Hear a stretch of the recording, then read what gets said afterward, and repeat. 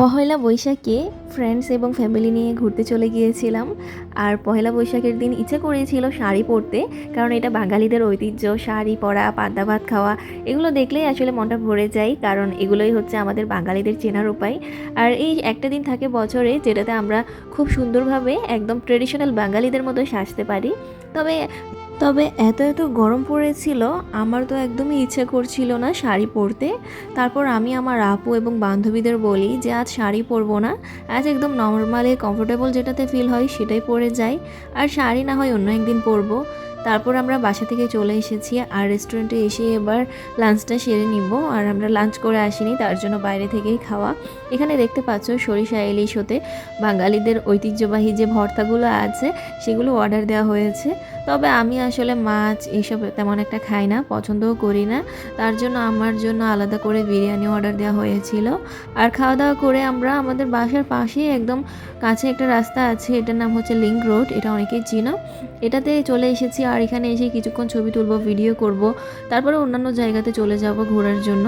আর আজকে হাতে অনেক সময় আছে, যতক্ষণ ভালো লাগে এখানে ঘোরাঘুরি করব। অনেকক্ষণ যাবৎ ছবি তুলেছি, ভিডিও করেছি, তারপরে এই খোলা মাঠে বসে পড়লাম। অনেক ভালোই লাগছিল, একদম বাতাস আসছিল।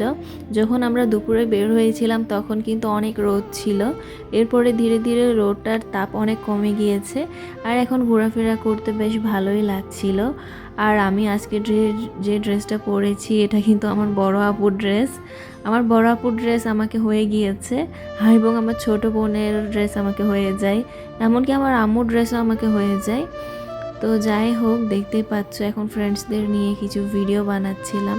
আর আমি আমার বান্ধবীকে শিখিয়ে দিচ্ছিলাম যে কিভাবে করবে, কোন দিক থেকে ভিডিওটা করবে। তাকে বলছিলাম আমাদের সাথে সাথে সেও যেন হাঁটে, আর সে তাই করছিল। আর আজকে আমরা কেউই শাড়ি পরিনি, তোমরা দেখতে পাচ্ছ। বের হওয়ার আগে আমাদের কথা হয়েছিল, আর আমরা ডিসাইড করে নিয়েছিলাম যে আজকে শাড়ি পরবো না। তবে আমার বান্ধবী আমাকে বলেছিল শাড়ি পরবো কিনা। যাই হোক, 2018 সালের কথা এখনও মনে পড়ে।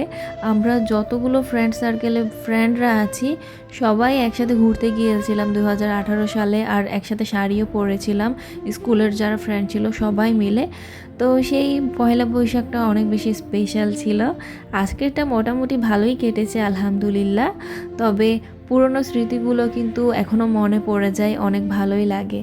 আর আমার আম্মু আব্বু রোজা রেখেছিল, যার জন্য তারা আসেনি, শুধুমাত্র আম্মু রোজা রেখেছে। আর আব্বু তো আম্মুর সাথে বাসাতেই আছে, তো তারা আসেনি, আমরা ঘোরাঘুরি করছি। যাই হোক, আজকের মতো বিদায় নিচ্ছি। আশা করছি আমার আজকের এই ব্লগটি তোমাদের অনেক বেশি ভালো লেগেছে। সবাই খুব ভালো থাকবে। আল্লাহ হাফেজ।